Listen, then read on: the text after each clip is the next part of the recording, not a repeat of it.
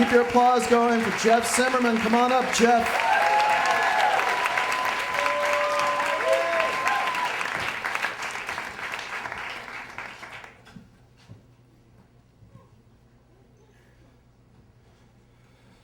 In the dead zone of every afternoon at work, when everyone's stupid, especially on Facebook, my friend always leans over to me and he says, "No, seriously, dude, this time, which is better, having one testicle or three?" And I was like, I say this every fucking time, man, 3, because I'd rather be creepy than a little sad. Then I'm diagnosed with a sudden and aggressive tumor coursing through my left testicle, and after my second opinion, I have about 24 hours to prep for surgery. So God is just like, too bad, sad it is. And don't say, oh, it's really, I'm fine now. I'm fine. Seriously, I'm fine. I'm talking to my girlfriend about it before surgery. She's a cancer survivor too, quite coincidentally. When we met, she had this long flowing red hair, and I said, "Oh, you got a little something on your forehead right there." And she goes, "Oh, yeah, that's just lint. It's probably stuck in the glue for my wig." And I said, "Is that not your real hair?" And she goes, "Well, it grew out of somebody's real head, and I paid a lot of money for it, so it's now my real hair." I'm just going through chemo and radiation, about to wrap it up. And I was like, fascinating. And we've just been together ever since. But she went through chemo and radiation, and I had none of that. I just suddenly lost a testicle. So although our suffering is the same size, it's shaped really differently. And she was trying to say, we don't care about those as much as you would think. It's fine. We never really cared. And I was like, thank you, I feel so much better. I'm just lying there in the dark before surgery, and she's sleeping, and the darkness just takes the shape of this big black bird that flutters down, and it sits on my chest, and it whispers in my ear, and it's like, something really Jungian and dark is about to happen to you. It's going to be subtle, but people are going to have a really hard time relating.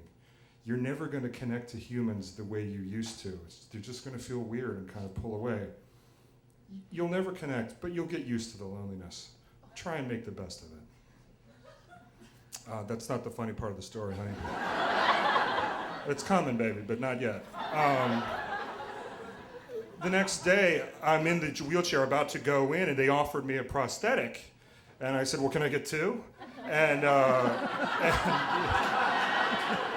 thought they were going to lay him out on velvet, like buying diamonds on TV and just hold him up. But no, and they were just check the box. We got other stuff to do. So I go through the surgery. It's fine.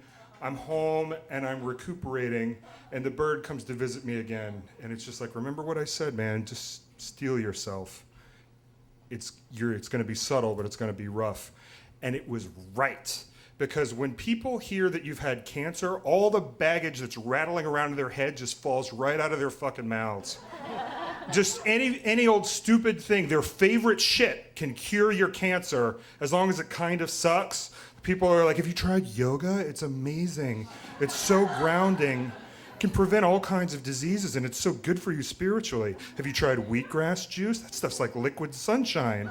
And it's like, if I go into a perfect warrior pose, a new one's not gonna pop out. I'm not a lizard. All right, I'm not gonna dunk it in a glass of wheatgrass juice and be fine. And when people say stuff like that, they're basically blaming you for not doing whatever their stupid little favorite thing was, and it kind of makes cancer your fault. Seriously, nobody came up to me and said, have you tried getting super high and watching Pootie Tang? It's really good for you. It's not gonna do a fucking thing for your cancer, but I recommend it. And I was doing that like it was a cure for cancer, and I would just lie there in the dark, and I'd tell my girlfriend, I was like, it's just so hard to connect to people, and she'd be like, yeah, I know.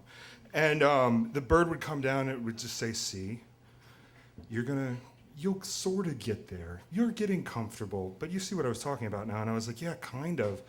I feel like I've lost passion for life, like I've been like half neutered or something, and it was like, kind of have, buddy. You kind of have. And I would just look at the dark and think, if this is what it's like to be dead, I could do this. I could totally kill myself. This is not that bad. And then all this would just be over. And then I'm waiting to get a CT scan, and you have to drink this liquid that tastes almost exactly like robot piss sweetened with antifreeze, and it just marinates into your tissues so they can get an awesome picture.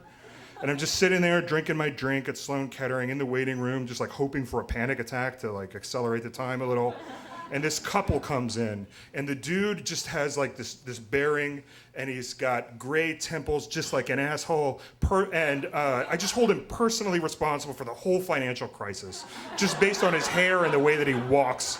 And the woman he's with, her hair is like this flowing oak river, and she's got beautiful, just jewel-like eyes, and one breast implant juts out of her robe like a cheap thermostat in the apartment because there's just no fat on her body. Her body's just been ravaged. And she's sitting there next to him, and she leans on him and snuggles in a little bit, and then she sits up and she's like, "You're falling asleep again, I can tell!" And he just was like, "I just shut my eyes for a few minutes." She goes, "No, you fell asleep last time, you fell asleep this time, I don't know why you even come to these things with me anymore." He's like, "Well, I just want to do the right thing, I'm tired." "You wouldn't be so tired if you hadn't been out all night doing God knows what with how many women, I don't even want to know." And I was just like perking up a little. And he's like, "Well, I just want to come and support you."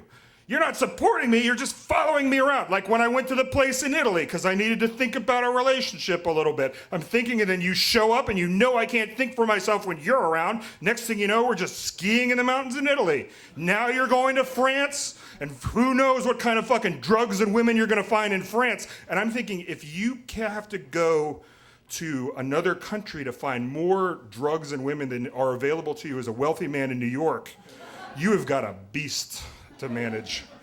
And she was like, and he's like, "I don't really think I should have to put up with this." "Well, you don't, we're through, goodbye." And stands up, breaks up with him in the cancer ward and stomps out, slams the door. Amazing. And the best breakup in the world is ruined by this woman shoving her out, being like, "No, no, honey, we're not ready yet. Just 1 second, just sit down." She sits down next to him, and they're just like, just hating each other with their nostrils, like that. And I felt so incredible because they've got money poisoning. I had a touch of cancer, I'm a ball short, but they got money poisoning, and that shit is fatal. It just leaves you a carcass walking around, and you gotta rub cocaine and helicopter rides and smoke salmon all over yourself just to fucking feel anything. Like, I'll be back. I'm used to being depressed, all right? I go outside to call the same woman I've been crying the blues to about feeling so lonely all year. And I was like, "Baby, you're not gonna believe the breakup I just saw in the cancer ward." And she goes, "Oh, yes, I will. You see some crazy shit in there. Let me shut the office door. I want you to tell me all about it." And just right then, that blackbird flew away. Thank you.